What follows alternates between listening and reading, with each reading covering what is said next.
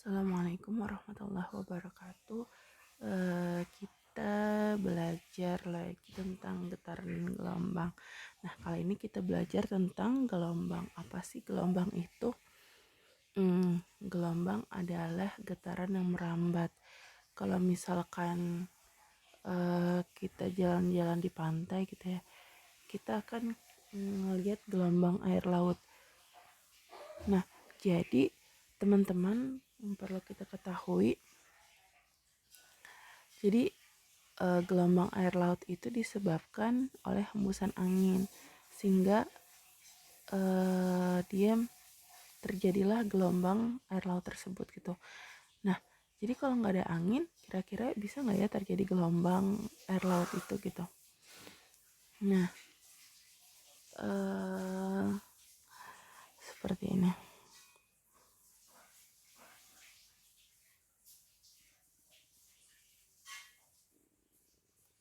Nah, jadi kalau misalkan dia nggak ada angin yang berhembus, maka dia nggak ada gelombang seperti itu. Terus kalau misalkan anginnya makin gede gitu, terus apa yang terjadi? Gelombangnya semakin besar seperti itu.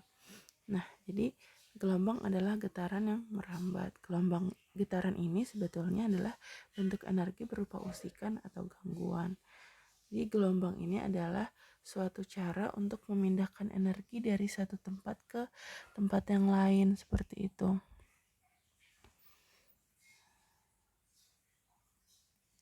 Lalu berdasarkan media rambatnya, gelombang terbagi menjadi dua jenis.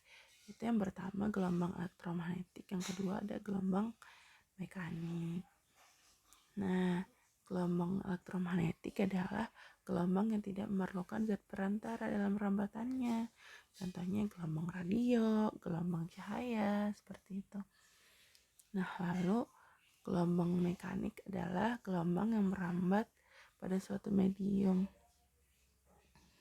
Ya, jadi intinya kalau tadi kesepakatannya adalah kalau dia nggak ada medium berarti nggak ada gelombang yang terjadi seperti itu.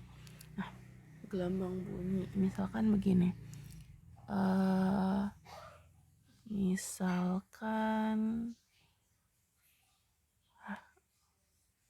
Abdul, jadi Abdul mainin gitar nih, maka melodi yang kita dengar merupakan hasil gelombang yang merambat melalui medium senar di gitar tersebut. Nah, kemudian melodi yang dihasilkan itu akan merambat melalui udara dan menggetarkan gendang telinga kita, sehingga kita bisa mendengar melodi dari gitar tersebut seperti itu.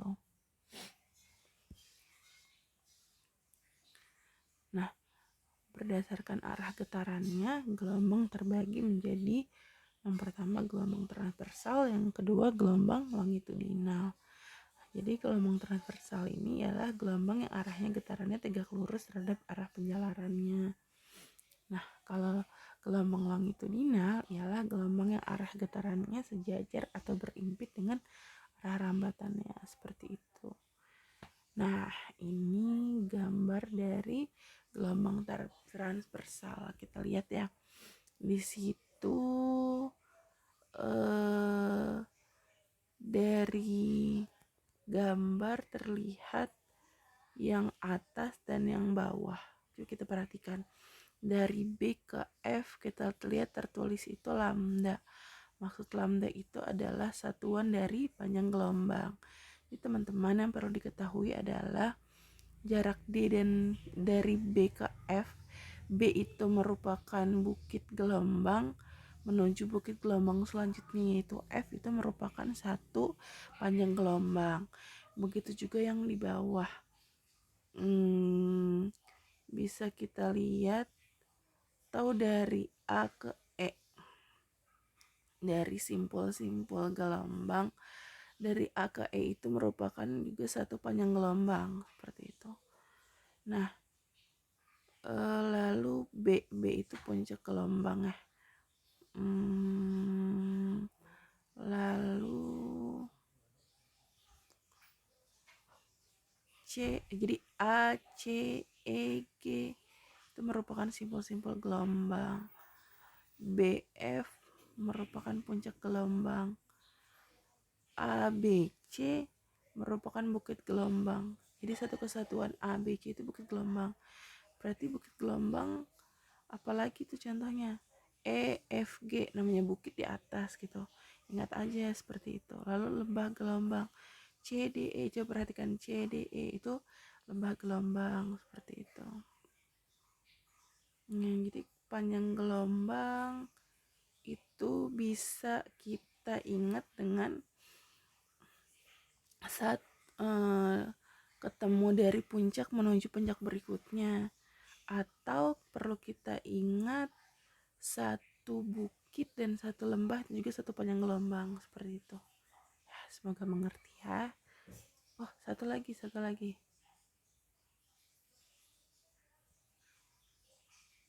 Satu lagi lupa, amplitudo dari B ke B aksen itu merupakan amplitudo, atau dari D ke D aksen seperti itu.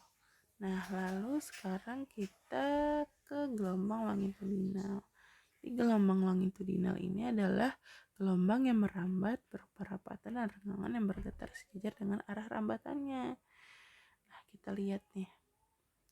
Pada gambar di situ ada rapatan dan ada renggangan.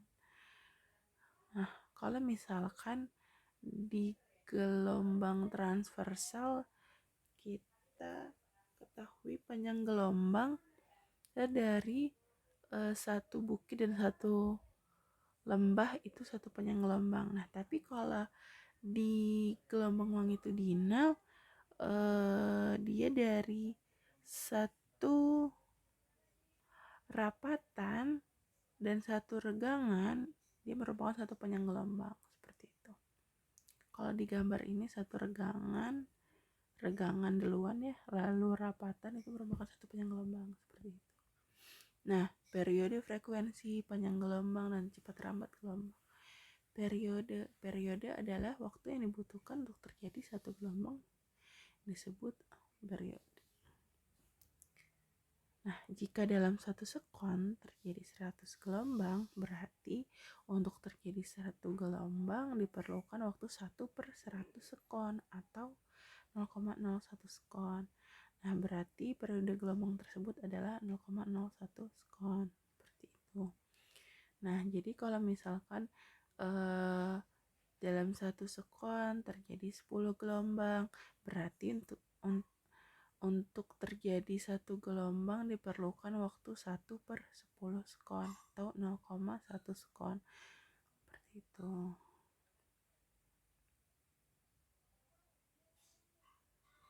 Nah, selanjutnya frekuensi atau F. Frekuensi gelombang adalah banyaknya gelombang yang terjadi dalam satu sekon. Seperti itu. Rumusnya F sama dengan N/T, artinya banyaknya gelombang dibagi dengan waktu. Nah, contoh soal periode gelombang adalah 0,025 sekon. Berapakah frekuensi gelombang tersebut? Dalam 10 sekon akan terjadi berapa gelombang? Nah, yang ditanya frekuensi gelombang, berarti F sama dengan 1/T, kan udah diketahui ya periodenya berapa, masukin aja 1/T, 1/0,025, berarti frekuensinya adalah 40 Hz. Nah, lalu kalau ditanya dalam waktu 10 sekon kira-kira yang terjadi berapa gelombang ya? Ya udah tuh, kan frekuensi rumusnya adalah banyaknya gelombang dibagi dengan waktu. Berarti kalau ditanya banyaknya gelombang yang terjadi, ya udah kita berarti bisa kita masukin rumus, kita balik aja nih, berarti banyaknya gelombang itu sama dengan frekuensi dikali waktu, benar kan ya? Frekuensinya diketahui kita cari tadi adalah 40 Hz, lalu waktunya 10 sekon, berarti dalam waktu 10 sekon terjadi berapa gelombang? 40 kali 10 berarti 400 buah gelombang, seperti itu. Oke, belajar hari ini itu dulu ya. Nanti kita kita lanjutin lagi di pelajaran berikutnya tentang panjang gelombang dan cepat lambat gelombang seperti itu. Oke, assalamualaikum warahmatullahi wabarakatuh.